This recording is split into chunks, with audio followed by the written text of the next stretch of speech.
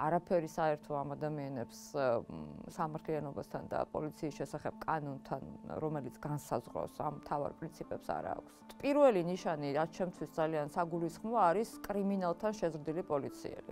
შენ დაისჯები უპირველესად. მათ წინააღმდეგ უკვე შემოდის პროპაგანდისტული გზავნილები თვითონ პოლიციელებთან. რეჟიმისთვის ძალიან მნიშვნელოვანია საყრდენი, თქვათ, ეს ნიღბოსნებ ადამიანებში იპოვოს ეს საყრდენი. შენ გაქვს ყველაფრის უფლება, მაგალითად, მათ აქვს სპეციალური ჩატები შექმნილი, გახსნა ტელეფონი ერთ-ერთმა პოლიციელმა. ყველა პოლიციელს ჯიან ამისთვის.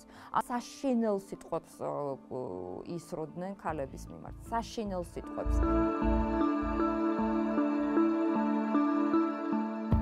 პოლიცია, რომელიც არის და პოლიციელი, რომელიც წარმოადგენს სახელმწიფოს პირველი ადამიანია, რომელთანაც მოქალაქე შედის კონტაქტში და ამ ადამიანს აცვია ფორმა. ანუ პირველადი კომუნიკაცია სახელმწიფოსთან, სამართლიანობის პრინციპის დაცვით ხდება პოლიციელთან.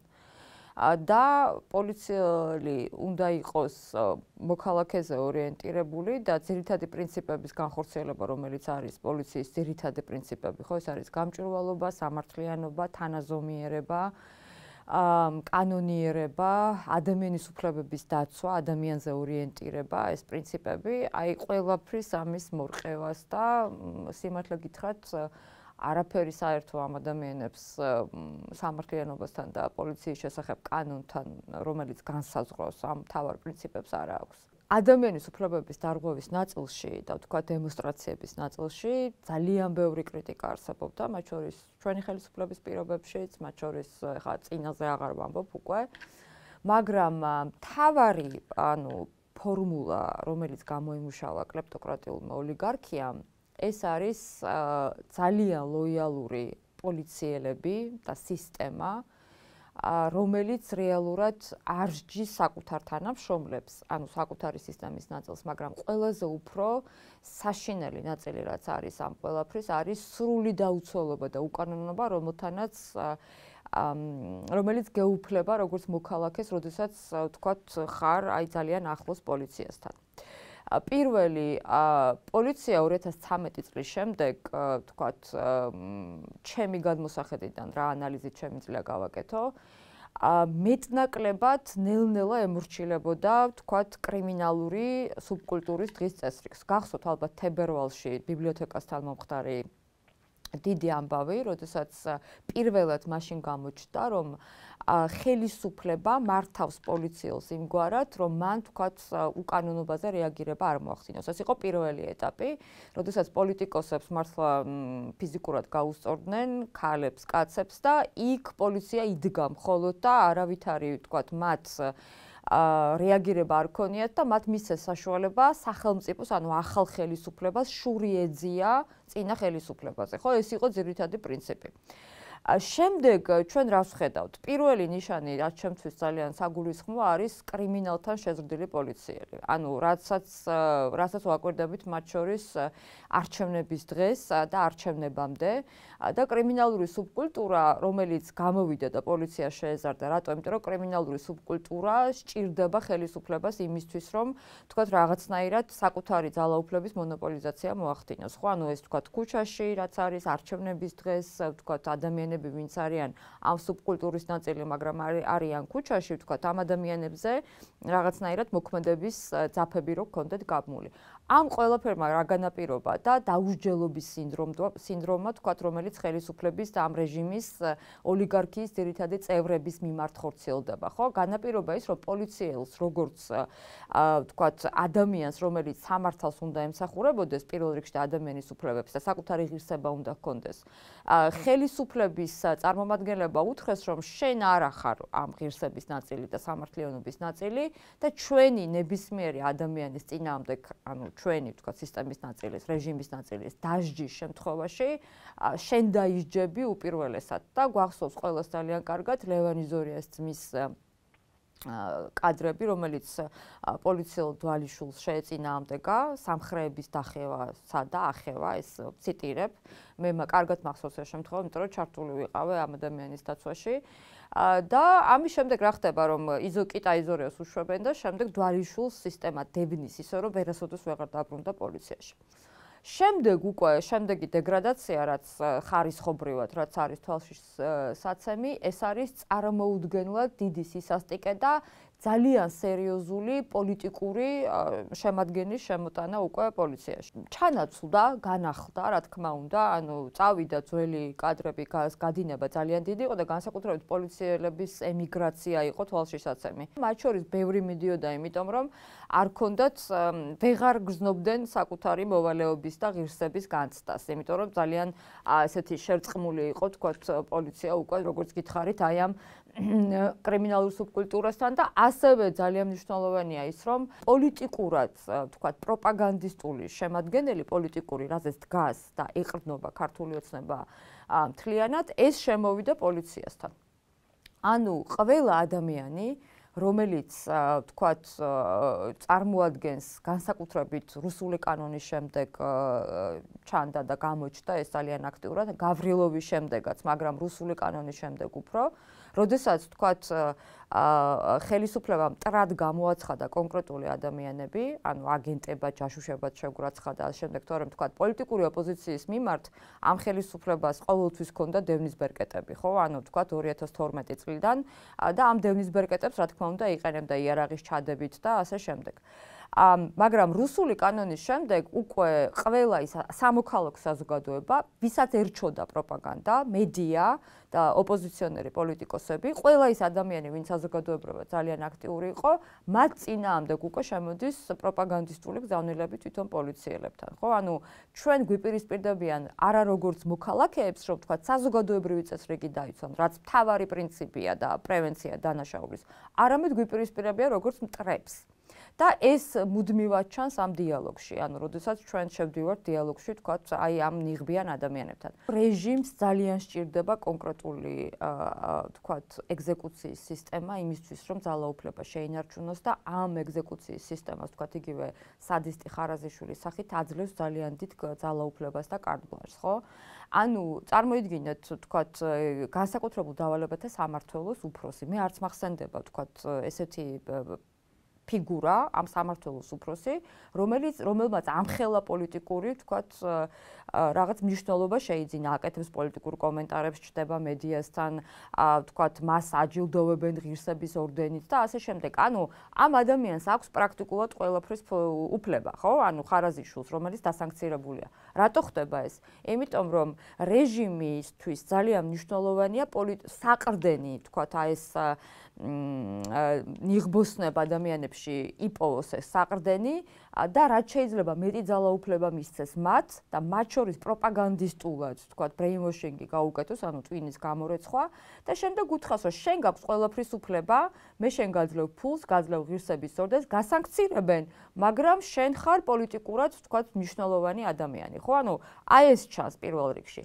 და მე თქვენ რომ მეკითხებით, რომ როდის, თქვათ, ეს პოლემიკაში რომ შემოდიან და პოლიტიკური შემადგენელი პროპაგანდისტული როდის ჩდება ზუსტად მძიმდება მას შემდეგ, რაც ძალიან მძიმდება პროპაგანდისტული ენა ხელისუფლების. ყველა მენეჯერი, ვინც არის, ანუ უფროსები, ყველა არის ბიძინა ივანიშვილის მიმართ ძალიან ლოიალური ადამიანი, ანუ რეჟიმის მიმართ ლოიალური ადამიანი. მათ ესენი ესე უყურებენ საკუთარი გადმოსახედიდან, რომ ჩვენ გვასანქცირებენ, პრაქტიკულად ჩვენი, თქვათ, რაღაც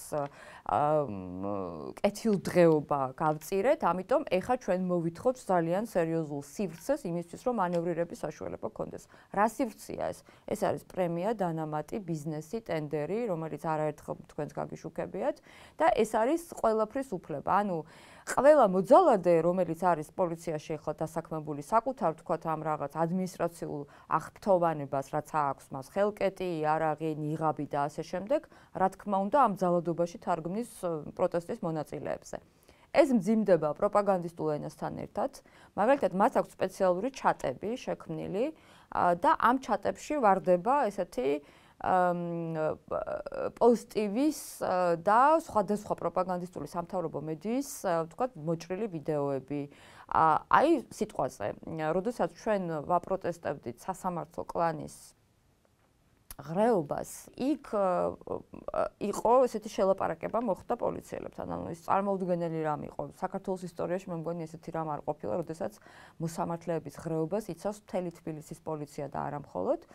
და აქ მე დავაკვირდი ძალიან ესეთი საინტერესო მომენტი იყო. რაღაც გახსნა ტელეფონი ერთ-ერთმა პოლიციელმა, პოლემიკაში შედიოდა ახალგაზრდა ადამიანთან და ახალგაზრდა ეუბნებოდა, რომ ჩვენ ძვლებს გვილეწავთ, თქვენ პირში გვაფურთხებთ, არ ვიცი, ესეთი ღირსება შეურაცხყოფელი, თქვათ, ქმედება, წამება, არა ადამიანური მოპყრობა და პოლიციელმა გახსნა და რაღაცა ვიდეო და მე დავაფიქსირო, ჩატი იყო. და იქ აჩვენა, აი ნახეთ გერმანიაშიც ესე არბავენ პოლიციელები, თქვათ, და ესე უსწორდებიან. ნახეთ ფრანგული ჟილეტების, საფრანგეთში ყვითელი ჟილეტების აჯანყება, ესე. ოღონდ ის იმას აღარ ფიქრობენ, რომ ყველა ქვეყანაში, რა თქმა უნდა, პოლიციელმა შეიძლება გადააჭარბოს ძალას. ყველა ქვეყანაში შეიძლება ეს მოხდეს, მაგრამ ყველა კანონის უზენაესობის სტანდარტით გამტკიცებულ დემოკრატიაში რა ხდება, რომ ყველა პოლიციელს ჯიან ამისთვის.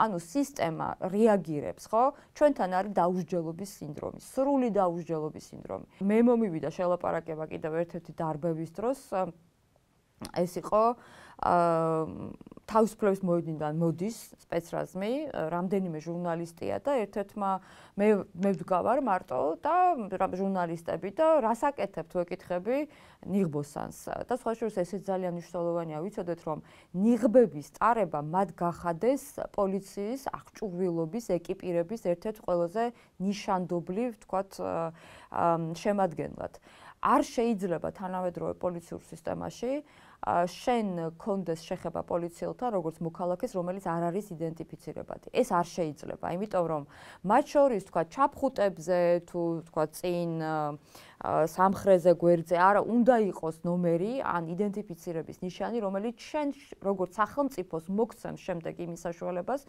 რომ ამოიცნო მოძალადე ადამიანი რომელმიც გავიდა კანონის ჩარჩოდან და როდესაც მე ამ სამ ნიღბოსანს ვეკითხავ რას აკეთებს რა ვიცი უფროსი იყო ალბათ რაღაც ჩვენ დაჯგუფების მან ესეთი ფრაზა მითხრა რომ თქვენ რა გინდათ აბა რომ ეს ქალაქი იყოს პიდარასტების აი ესეთი ბოდიშვიხთი საზოგადოებასთან მაგრამ ესეთი ფრაზები მე ბევრი მოვისმინე ხო მათ მითითება აქვთ როგორ ჩანს რომ მითითება არა უბრალოდ აი აქვთ სრული სივრცე რომ ცემისთვის არავის არ დასჯიან ეს არის პირდაპირ თქმული და ამბობენ რას რომ აი თქვენ კი გასანქცირებენ ნახეთ დაასანქცირეს თქვენი უფროსი დაასანქცირეს მისი მოადგილე დაასანქცირეს პატრულის უფროსები და ასე შემდეგ მაგრამ თქვენს გექნებათ ყველაფერი იმისთვის რომ ჩვენ ძალაუფლება განგვიმტკიცოთ ანუ ამ ნიღბოსნებს ხელისუფლება იყენებს იმისთვის რომ პრაქტიკულად საკუთარი ძალაუფლება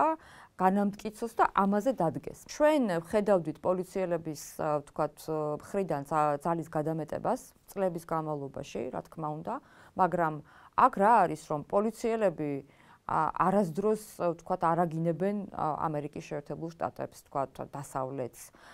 წლების წინ პოლიციელები არაძლევენ თავს იმის უფლებას, რომ თქვათ შენ მოგიხსენიონ როგორც არ ვიცი რაღაც ცუდი სიტყვით, ხო? ანუ ქალების მიმართ განსაკუთრებით ეს არის ძალიან მძიმე და ძალიან ეს გამოჩნდა ორ თებერვალს, როდესაც აი ჩემ მეგობარს შეაგინეს მაგალითად და საშინელ სიტყვებს ისროდნენ ქალების მიმართ. საშინელ სიტყვებს. ყველა ადამიანს, რომელიც მიდრეკილია ძალადობისკენ, ხო? ანუ ყველა ადამიანს აქვს ამ ძალადობის მექანიზმების კიდევ უფრო ხელში ჩაგდების თქვათ სურვილი, როგორც არის იარაღი, თქვათ ეს ჯოხი, არ ვიცი, ნიღაბი, ბოხელბორკილი, ძალაუფლება, კანონი, ხო, რაც შეიძლება მას ჰქონდეს. მაგრამ ამიტომ მოძალადეები რო არ მოხდნენ პოლიციაში, ამისთვის არის სპეციალური სისტემა, დანერგილი თანამედროვე პოლიციაში, რაც გულისხმობს, რომ ეს სპეციალური, ანუ რეკრუტირება ამ ხალხის უნდა მოხდეს ძალიან სერიოზული შერჩევით. აი მაგალითად შეიძლება ადამიანი იყოს ძალიან ჭკვიანი, სამართლებრივი განათლებით, კონკრეტულად ნამდვილად ძალიან ესეთი აღჭურვილი ყველანაირი ცოდნით, მაგრამ ფსიქოლოგიურად არ იყოს იმდენად მომზადებული და ისეთი მდგრადი, რომ მას შენ იარაღი როგორც სახელმწიფომ ხელში ჩაუგდო და თქვათ ცეცხლსროლი იარაღი ჰქონდეს მას როგორც თქვათ სამართალდამცავი უწყების წარმომადგენელს. ამიტომ პოლიციის შესარჩევი ნაწილი არის ძალიან მნიშვნელოვანი. ეს რას გულისხმობს? გულისხმობს სპეციალურ ფსიქოლოგიურ ტესტებს. თავის დროზე, როდესაც ჩვენ რეფორმა დავიწყეთ პოლიციის აკადემიაში, ეს არის ალბათ 2007 წელი, 2008 წლის, ხო, 7 წელი უფრო, როდესაც ფსიქოლოგიური ტესტები დავნერგეთ, ეს ისრაელთან ჰქონდა ძალიან სერიოზული შეთანხმება და ასევე შემდეგ უკვე ამ გამოცდილებით უკრაინაში 2015 წელს პოლიციის რეფორმა, როდესაც პრაქტიკულად მთელი გავიდა გარეთ და დარჩა სისტემის გარეთ ახალი საპატრულო პოლიციის შექმნა დავიწყეთ, მაშინ ამერიკელებთან ჰქონდა ძალიან მნიშვნელოვანი მოლაპარაკება და სპეციალური ფსიქოლოგიური ტესტების გავლის შემდეგ ხდებოდა მეორე ეტაპზე უკვე პოლიციელების დაშვება. ეს იყო 3 საათიანი ტესტები, ყველა იჯდა და ავსებდა და მერე სპეციალურად მომზადებული ფსიქოლოგები უკვე არჩევდნენ ამ ადამიანებს, ვინ გადაეშვათ. იმიტომ რომ მნიშვნელოვანია ეს ნაწილი, რომ მოძალადეებს არ ჩაუვარდეთ ხელში ყველანაირი ის მნიშვნელოვანი ბერკეტი, რომელიც მათ შეიძლება შემდეგ ადამიანების და ადამიანის უფლებების დარღვევისთვის გამოიყენონ. ეხლა რა ხდება? ანუ პოლიციაში მერე შემდეგ უკვე მეორე რატომაც უჭირდათ ის რომ გადინება რომ დიდია, ხო? ანუ ემიგრაციაში მიდიან ახალგაზრდებს აღარ უნდათ პოლიციაში მოსვლა, მერე იღებ ყველას. და ამ ფილტრებს აღარ ამოქმედება. ამიტომ რა თქმა უნდა, ყველა მოძალადეს, რომელიც ფიქრობს, რომ და სიამოვნებას ანიჭებს ადამიანს გაუსწორდეს, ყველა მოძალადეს შეიძლება ვთქვათ, ესე ფილტრი თუ არ არის ძალიან დიდი, აღმოჩნდეს პოლიციაში. ძალიან პროფესიონალურად რომ მიუდგეთ, ხო? ამიტომ ეხა მე რა ვხდი, კი, მოძალადეებს ხედავდი. და ვხედავდი იმას, რომ აი მაგალითად 2 თებერვალს აი ძალიან საინტერესო კიდევაც დავწერე, ძალიან საინტერესო იყო ჩემთვის. ნაწილი საპატრულო პოლიციის ძალიან ესეთი ახალბედა თანამშრომლები, რომლებიც დაბნეულები იყვნენ, სამხრეთ კამერებს კარგავდნენ და ასე შემდეგ და აი არ იცოდნენ საერთოდ რას აკეთებდნენ და მათ არ ზეთყობოდათ არც ტრენინგი, არც ფიზიკური მომზადება და საერთოდ არაფერი. მეორე კრიმინალური პოლიცია, რომელიც უდიდესი პრობლემაა დღეს პოლიციაში, შინაგან საქმეთა სამინისტროში და კრიმინალური პოლიცია ყოველთვის იყო ძალიან ესეთი პრობლემური, იმიტომ რომ საპატრულო მაინც ბრენდი იყო და მართლა სახელმწიფო უფრთხილდებოდა და უფრთხილდებოდით, ხო? რაღაც ამათაც ეს ინერცია აიღეს და თვითონაც რაღაც ძველ პატრულ ინსპექტორებს ჰქონდათ ეს ინერცია. და კრიმინალურ პოლიციაში მაინც მეტნაკლებად რეფორმა, რომელსაც ნაკლებად შეეხო, მაინც უფრო იყო პრობლემური. ეხლა ვხედავთ სრულიად მოძალადე კრიმინალურ პოლიციას, რომლებიც არიან გადასული, მათაც რაღაც ვერ 2 თებერვალს ვერ გაარკვიეს, სად უნდა ყოფილიყო, როგორ უნდა ყოფილიყვნენ. მათი ფუნქცია მოვალეობა არ უნდა იყოს, ესე ვთქვათ, დემონსტრაციებზე ადამიანების ესე დაშლა და ადამიანების წინააღმდეგ ძალობა. ისინი ესეთ ტრენინგებს არ გადიან. ესეთ ტრენინგებს სპეციალური დანაყოფები გადიან, ვთქვათ, როგორ შეიძლება ადამიანებთან ურთიერთობის დროს პოლიცია მოიქცეს, ხო? ეს მთელი ტრენინგებია ამაში. დიდი რაოდენობის თანხა იყო, რა თქმა უნდა, ჩვენი პარტნიორების. მთელი შინაგან საქმეთა სამინისტროს აკადემია 2007 წლიდან ANL-ის დიდი პროგრამა რო ამოქმედა საქართველოში, უბრალოდ გაიშალა.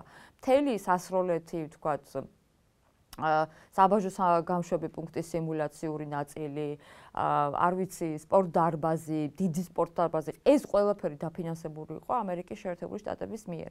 ეხლაც კი, როდესაც ანტიდასავლური პროპაგანდა მიმდინარეობდა, ეხლაც კი, აი შარშანაც კი, მახსოვს მე პარლამენტში იყო ჩემი გამოსვლა, რომ წავიკითხე შინაგან საქმეთა სამინისტროს ანგარიში, მოდიოდა შინაგან საქმეთა მინისტრი პარლამენტში. იქ იყო რა 200 მილიონი იხარჯება ამერიკის შეერთებული შტატების, თქვათ, პატრულებზე, დეტექტივებზე, თქვათ, ადამიანებზე, ადამიანის უფლებების სამმართველოზე, ხო? შემდეგ შეიქმნა ეს სამმართველო უკვე.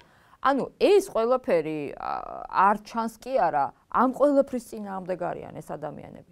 მერე გედედე განსაკუთრებულ დავალებთა სამმართველო, რომელზეც უკვე ვისაუბრეთ, რომლებიც არიან სრულიად არავითარი ტრენინგი მათ გავლილი არ აქვთ. ყოველ შემთხვევაში ალბათ მხოლოდ დაშლაში, ძალადობაში და ცემაში. მეტნაკლებად ფიზიკურად მომზადებული ადამიანები არიან. აღჭურვილობაც, ეკიპირებაც კარგი აქვთ, ოღონდ ამოცნობა ამ ადამიანების შეუძლებელია. მაგალითად, ნიღბოსნები, ვინც ეგრეთ წოდებული მორბენლები, გახსოვთ ალბათ, რომ გამოეყოფოდა 20 ადამიანი კაცი და ესე იჭერდნენ და საშინლად ძალადობდნენ, წამების გზა ჰქონდათ მოწყობილი. ეს ადამიანები ვინ არიან? დღემდე მეც კი მიჭირს დადგენა და მეც კი მიჭირს გარკვევა.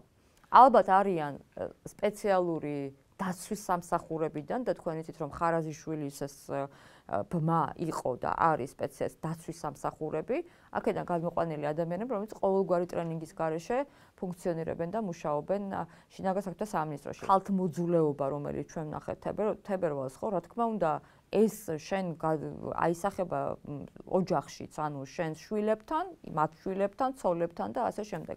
ამიტომ მე ვფიქრობ, რომ ბრუტალურობა და ეს ხარისხი გაღწნის არის, არ ვიცი, ძალიან თვალშისაცემი განსაკუთრებით ბოლო 3 წლის მანძილზე. ფიზიკური ძალადობა, შიში, სიტყვიერი შეურაცხყოფა და ეს ყველაფერი ჯამში შემდეგ ხდება იმიტომ, რომ ადამიანები გატეხონ და ადამიანებს აღარ გქონდეთ სურვილი გამოვიდნენ და იდგნენ მანიფესტაციაზე და პროტესტის მონაწილეები იყვნენ. ეს ხდება სპეციალურად. ისევე როგორც ის ძალადობის და წამების გზა, რის გამოც დაასანქცირეს გომელაური გახსოვთ ალბათ დაკავებიდან წამების მანქანებში რო ტენიდან ადამიანებს და როგორც ჩემ თვალწინ მაგალითად ადამიანი დააგდეს უგონოდ ეგდო და მეც რომ მივედი რომ გადამერჩინა, მაშინ გამოვარდნენ ხელკეტებით რომ შენც ახლა ესე მოგივა მითხეს. ანუ ეს ხალხი არის სისხლის სამართლის დამნაშავები. მარტივად რომ ვთქვათ, ბევრი ადამიანი ხარაზიშვილიდან დაწყებული უწყების ხელმძღვანელები და ეს ადამიანები, ვინც იცოდა ამ ძალადობაზე და რეაგირებას არ ახდენდა, ესენი არიან სისხლის სამართლის დამნაშავეები და წამება საქართველოში სისხლის სამართლის საპროცესო კოდექსს რა თქმა უნდა ისჯება. გარდა იმისა, რომ ისინი ესე ბრუტალურები არიან, ჩვენ უნდა გვესმოდეს, რომ მათ აქვთ იღლებიან ხო? ანუ, რა ვიცი, სასრულია ხო, მათი ფიზიოლოგიური და მათი შესაძლებლობები, ფიზიკურიც, რა თქმა უნდა. ანუ ეს რას გულისხმობს, რომ შიათ, თქვა, სიცივეში დგანან, მათ იციან, რომ მათ უფროსებს აქვთ რაღაც, მიუხედავად იმისა, რომ მე მათ მოძალადებად ვთვლი ყველას, ვინც ამაში იღებს მონაწილეობას, მაინც მეტნაკლებად ეს უკმაყოფილებები არსებობს, იმიტომ რომ ზოგადად ეს ჩვეულებრივი ამბავია. იციან, რომ თქვა ხარაზიშვილს რაღაც ბიზნესი აქვს, კორუფციაშია, კუპატაძე გახვეული და ასე შემდეგ, მაგრამ და 10,000-ობით და 20,000-ობით ლარი აქვს ალბათ, მაგრამ მათ აქვთ 2,000 რაღაცა 500 ლარი, აძლევენ რაღაც პრემია დანამატებს, მაგრამ ისეთი დაფასებულები არ არიან, რა თქმა უნდა, როგორც მათ უნდათ, ხო? იმიტომ ყველას ბანკის ვალი აქვს, კრედიტი აქვს და ასე შემდეგ. ეს თვითონ რეჟიმის შექმნილი ეს პარამილიტარისტული ჯგუფებია, თქვათ ხარაზიშვილისნაირი ჯგუფები, ეს საშიშია თვითონ საზოგადოებისთვის, სახელმწიფოსთვის, ბიზნესისთვის და ზოგადად მათთვის. კი, და ეს იცის ივანიშვილმა. რატომ? იმიტომ რომ აი მაგალითად გახსოვთ ასპრიაში რო შევარდნენ, ხო? რა გარანტია გვაქვს ჩვენ რომ თქვათ ნებისმიერ ბიზნესში არ შევარდება ეს პარამილიტარისტული ბანდერლოგები არ შევარდებიან და არ წამოიყვანენ მანქანას მაგალითად. არ მოიტაცებენ რაღაცას, არ მოიტაცებენ ხალხს გამოსასყიდისთვის, ხო? ამიტომ ეს ყველაფერი ხო გრადაციულად ძალიან მძიმდება და ღრმავდება. ამიტომ მიდის ქვემოთ, რაც უფრო რეჟიმი მოირყევა და ამათ დაეყრდნობა, რა თქმა უნდა, უფრო დაუშვათ რაღაცა სპეციალური ჯგუფები SS-ის შექმნილი რო ყავდათ და მათი პრინციპში რაღაც ვერმახტიც ხო რაღაცა იქაც ხო შთესავდნენ ისინი, იმიტომ რომ აი ესენი ძალადობდნენ ძირითადად თქვათ შიგნით ადამიანებს და სამოქალაქო პირებზე. ამიტომ ეს ყველაფერი არის კი საშიში საზოგადოებისთვის და რეჟიმიც ფიქრობს რომ ეხლა მე თუ არ გადავუგდე ძვალი ამათ რაც შეიძლება თქვა ხარაზიშვილს ღირსება, არ ვიცი, რაღაც ფული, რაღაც დაჯილდოება, გენერლის წოდება, თუ რა ვიცი, როგორც გომელაურს მისცეს, მეგონი ვიცება. მაშინ მე შემერყევა, თქვა ძალაუფლება. მაგრამ ყველას უნდა ესმოდეს, რომ ამათი გადაკეთება არ არსებობს. ანუ, მე თუ მკითხავთ, ახლა ძალიან ბევრი შემიძლია ვილაპარაკო პოლიციის რეფორმაზე, მაგრამ ეს რას ნიშნავს, რომ აი მაგალითად 2015 წელს ჩვენთვის რო ეთქვათ, როდესაც ახლა მე მივედი პოლიციაში, რომ ახლა იცი რა, მაიდნის შემდეგ, როდესაც იქ საშინელებები აკეთა მილიციამ და ბერკუტმა და ვთქვათ ზახარჩენკოს პოლიციამ, ხო, მილიციამ, რომ ეთქვათ, რომ მოდი ხა ეს გადააკეთე და რაღაცნაირად შეალამაზე, ხო არ არსებობს. ამიტომ სისტემა, რომელიც უკვე ჩაგვრელია თავისი მთელი ნატურით და ესეთი ადამიანები თან ჩვენ გამოცდილება გვაქვს, რომ წინა ხელისუფლებას ვინც ემსახურებოდნენ, ძალიან ისეთი კარგად იყვნენ, ეხლაც ძალიან კარგად განმოპორტირდნენ, ხო?